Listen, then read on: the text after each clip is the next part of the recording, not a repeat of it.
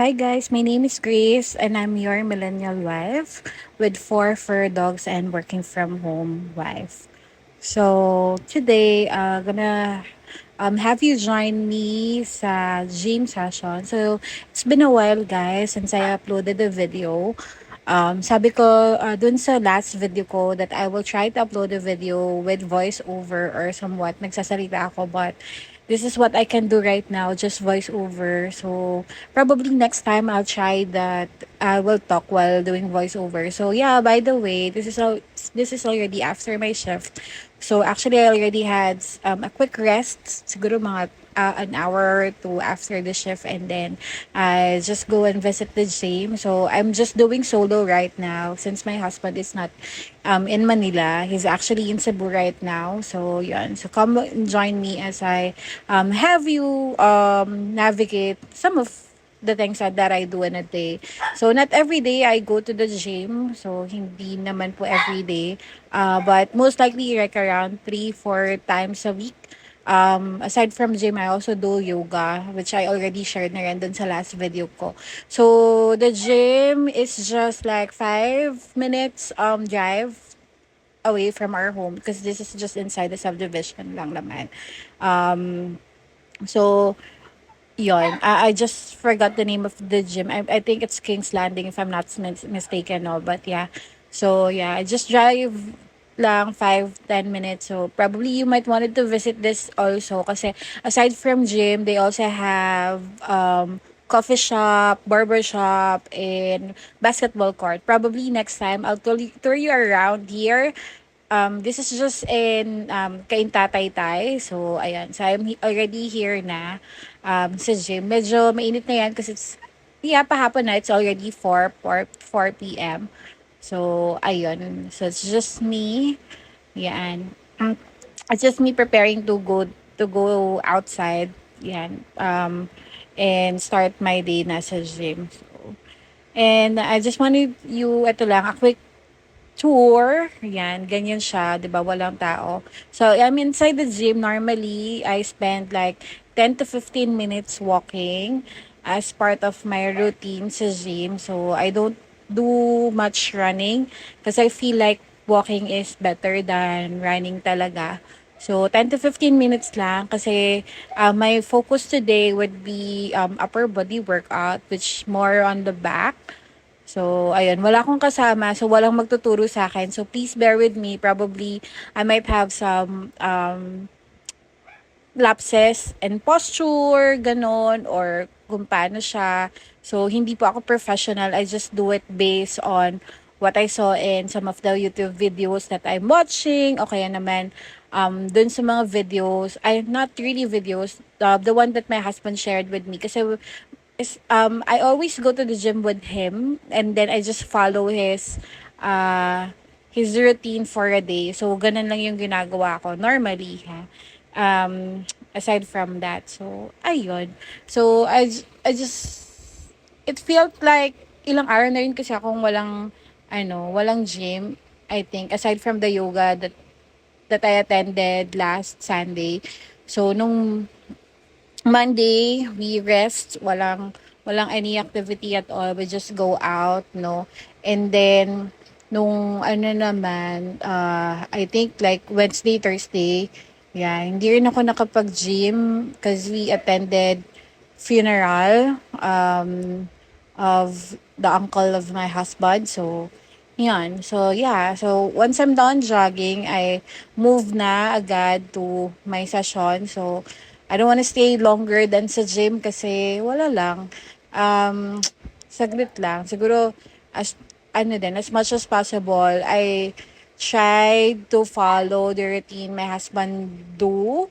Like, onting rest lang every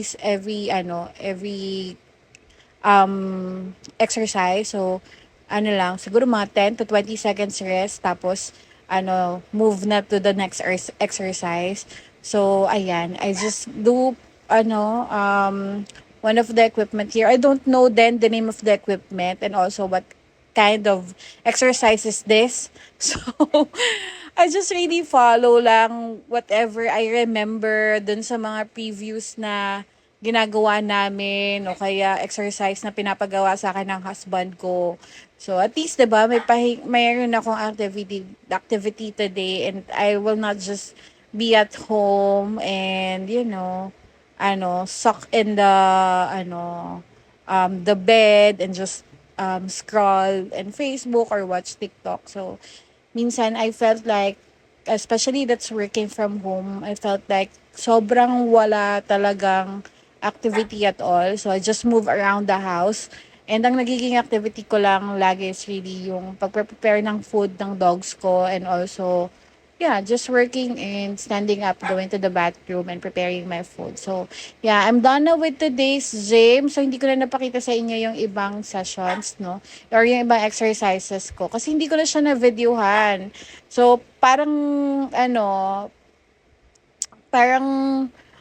nag-kick yung pagiging mahiyain ko this time. So, hindi na ako nakapag-video. But, yeah, this is how it looks like in the 5:46 in the afternoon. From the gym going home. So, yeah, it really, the sky really calms my mind kasi sobrang ganda niya if you're gonna look at it carefully. Though somewhat, ang ganda talaga ng sunset. I really like the sunset, no?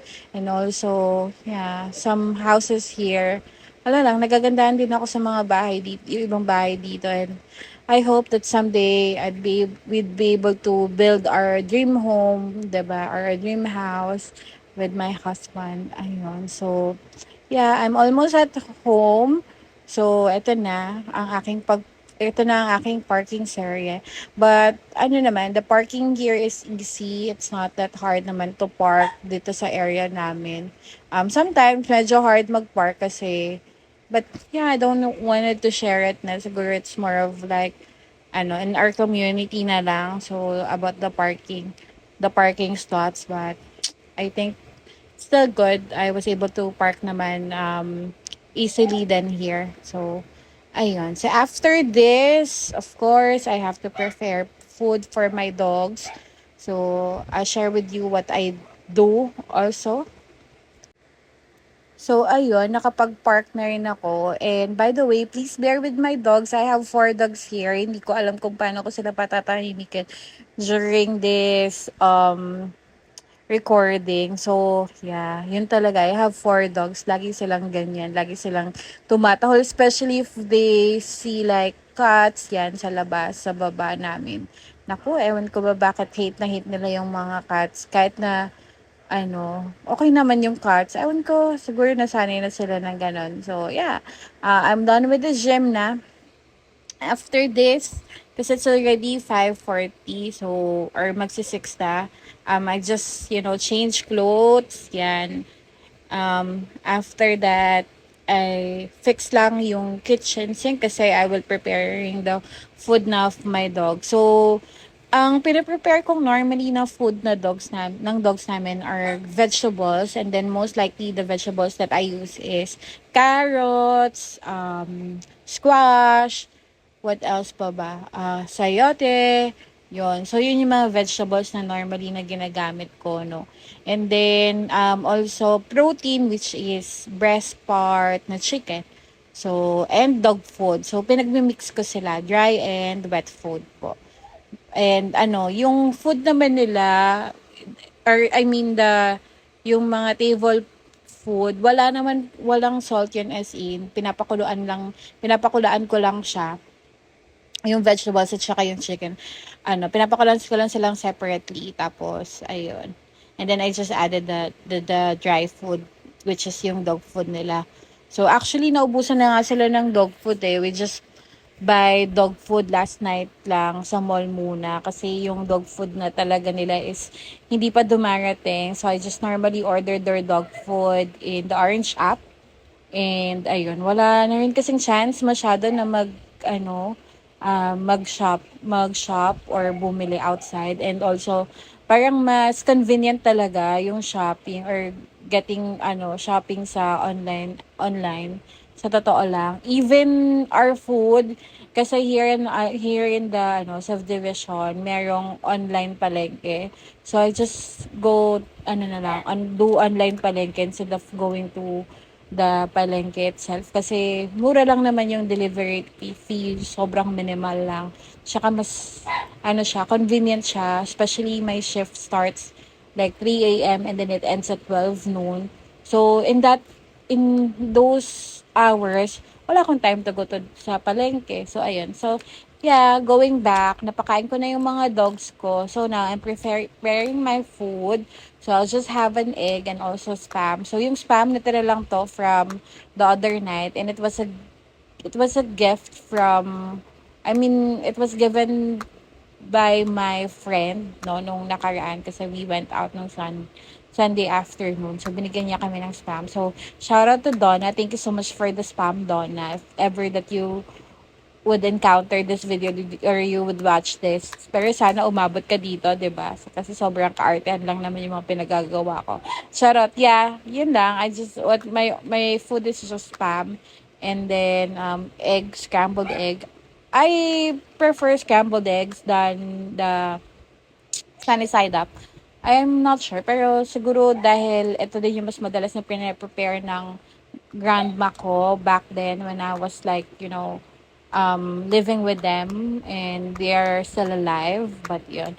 And then also, aside from that, I do prepare na din or nagkukok na ako ng rice na madami and then we just put it in the fridge or in the freezer para tumigas and then whenever I need it, I will just microwave it. So here, as you can see, I will just put it inside the microwave in a medium high tapos mga 7 minutes yan. And then once it get out, parang lang, bagong-bago lang yung kanin. So nakakatipid siya sa kuryente, charis, I'd say, kasi hindi mo na kailangan magluto everyday. And also, normally, it's either just me or just the two of us, ng husband ko.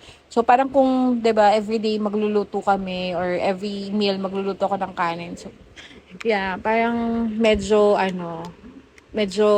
mas makakatipid ako na nun. So, ayun, I will just cook lang yung spam. I just put oil on the pan and then ako yung isa sa mga taong how I check if mainit na yung mantika or the pan. I try to place my hand above the pan and see kung mainit. Pag mainit na, go, that's it. So, ganun lang.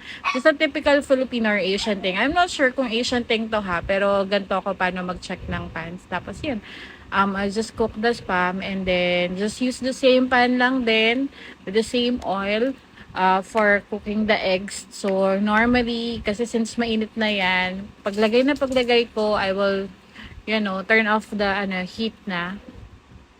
And then, it will be cooked naman din. Tsaka mas gusto ko yung medyo runny yung inside the egg. So, ayun lang. I hope that you enjoy it. So, that's it for now. I'll just eat my dinner and watch, of course, Demon Slayer. So, maraming salamat. Hope you enjoyed the video. Thank you, guys.